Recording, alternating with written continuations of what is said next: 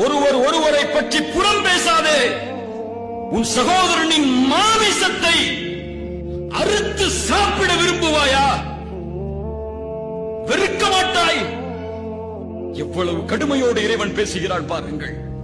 வெறுக்க மாட்டாய்?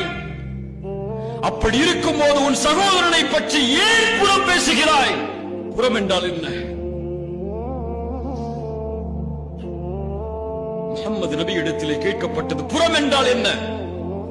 அவன் இல்லாத நேரத்திலே அவனை பற்றி பேசுதல், அவன் வெறுக்கக்கூடிய செயலை. முஹம்மது நபியே அவன் செய்த செயலை பேசுவதில் என்ன தவறு இருக்கிறது?